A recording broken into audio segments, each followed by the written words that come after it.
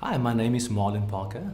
I'm from Cape Town, South Africa, and I'm the founder of an organization called Art Labs, which stands for Reconstructed Living Lab.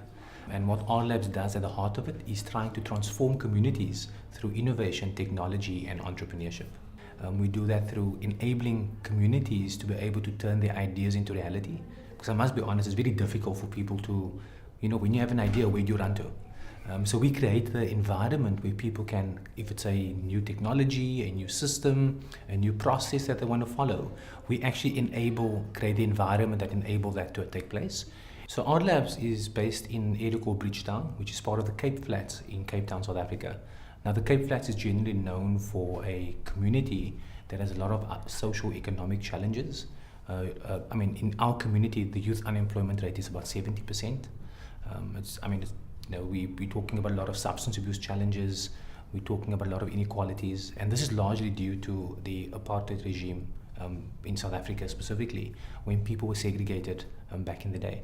And fundamentally, for us, we believe that being based in this community that's full of tension and challenges actually presents an amazing opportunity, an opportunity to bring about change and transformation, but not only within the Cape Flats, but also in other parts of the world.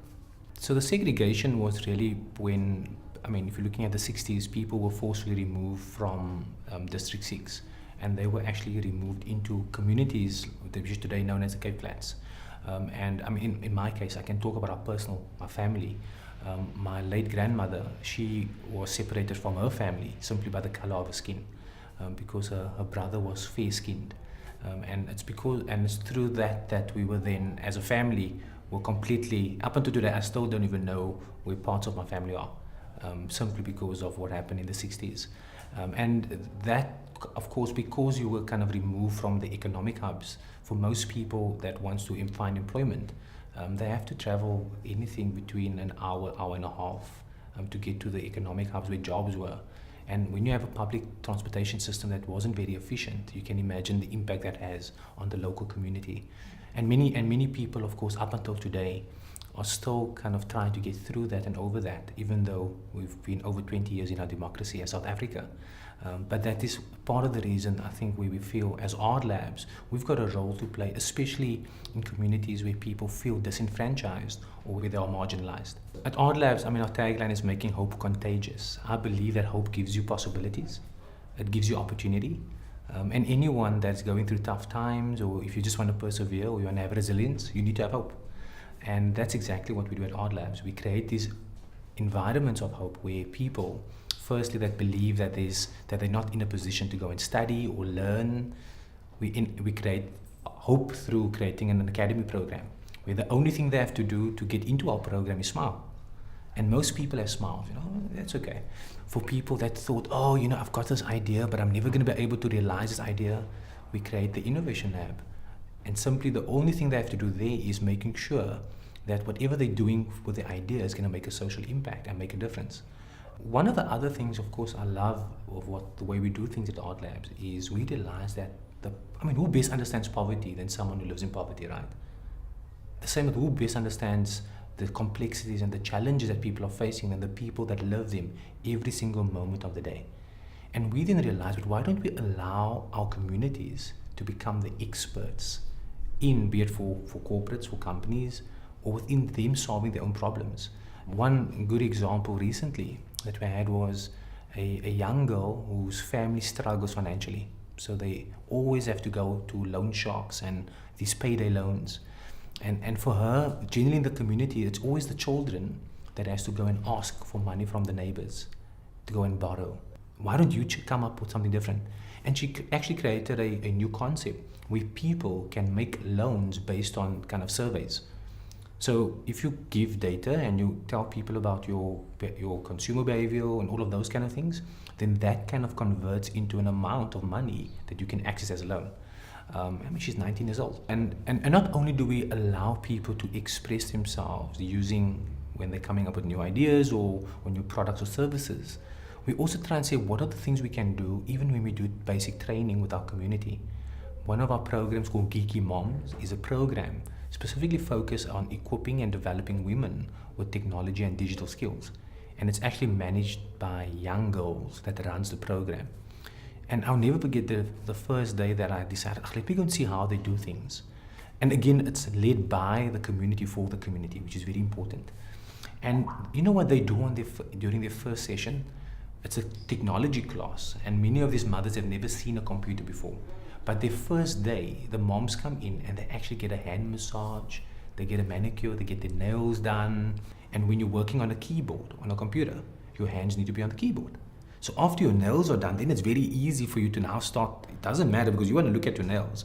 And it's fascinating for many of these women. This is the first time they've ever had any positive touch. Some of them have never even had a manicure. And these are women that are in their 50s sometimes. And that connection with these young girls and these older women, it's such a beautiful thing to see. You know, when we think about systems, I mean, what is a system, right? We're all part of a system. And unfortunately, a lot of the systems, I can talk about South Africa, has been designed for people to keep people poor, to ensure that there was inequality. That is unfortunately the systems that many people were introduced into. And even though those things have changed by some means, the mindsets and the way people find themselves are still very difficult to change. At Art Labs, we've always felt and said, let's start with what we have and what we know.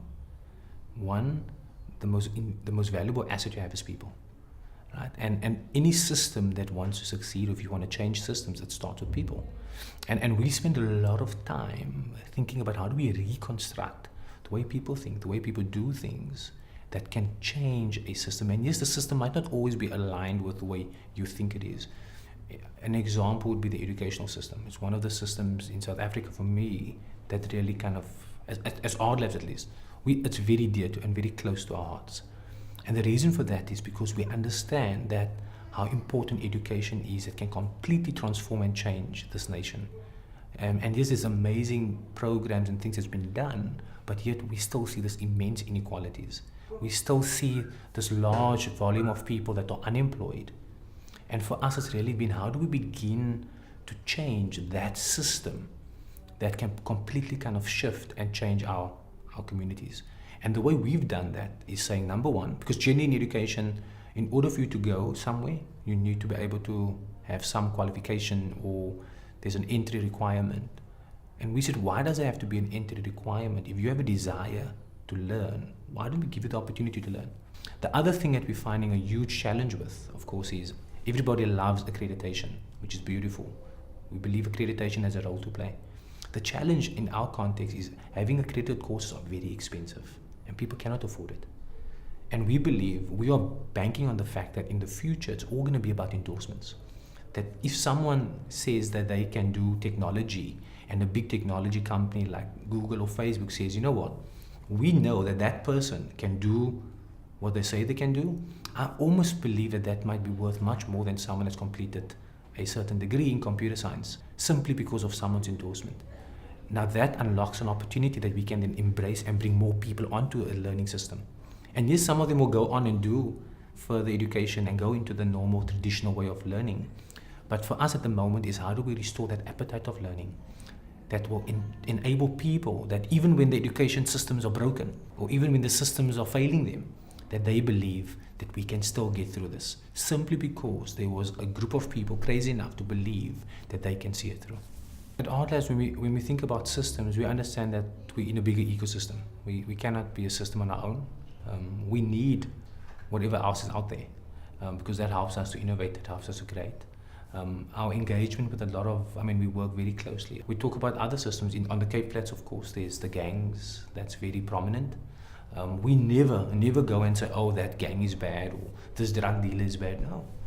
What we do, we create alternatives for young people, because at the moment, at the heart of it, they have a choice. Alternatively, we say, can we create something different, where they believe that they can achieve the things that they've always dreamed of? Because no one dreamed to become a gang member or a drug addict. That's no one's aspiration or dream. And it's interesting, in our context, a lot of the drug houses actually shut down. And I'm not saying it's us, but there was no protest. And one of the drug dealers, his son actually came to Art Labs and graduated from a program. And then his wife came, and some of the other people in the household came.